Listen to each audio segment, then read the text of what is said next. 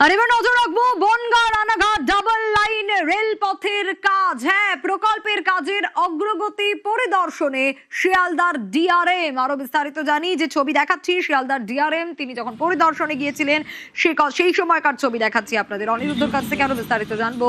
Aniruddha, Bongaon Ranaghat double line রেলপথের কাজ এবং প্রকল্পের কাজের অগ্রগতি কতদূর কাজ, এগুলো পরিদর্শনে গিয়ে কি বললেন ডিআরএম, কি দেখলেন?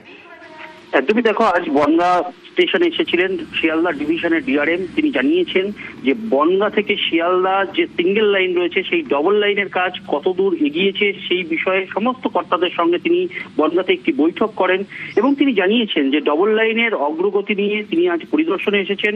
সমস্ত কর্তাদের সঙ্গে করবে যে আগামীতে কাজটা কিভাবে আগাবে।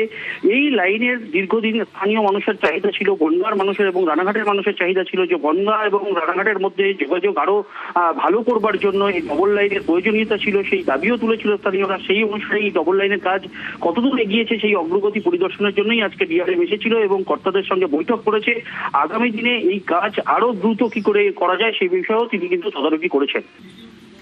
সেক্ষেত্রে অনিরুদ্ধ, একটা বিষয় জানতে চাইবো, এই কাজের অগ্রগতি শেষ হতে কতদিন পর্যন্ত সময় লাগতে পারে? কারণ সাধারণ মানুষ আলটিমেটলি তারাও উপকৃত হবে।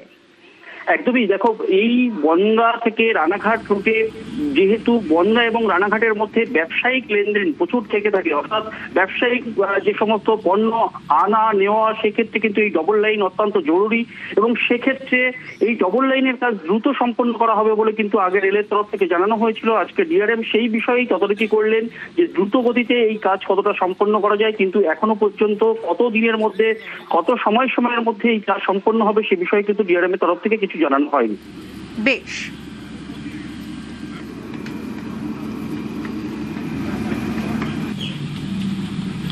डबलिंग का प्रोजेक्ट देखना था, जो रानाघाट से बनगांव के बीच में सिंगल लाइन है, इसका डबलिंग का प्रोजेक्ट है।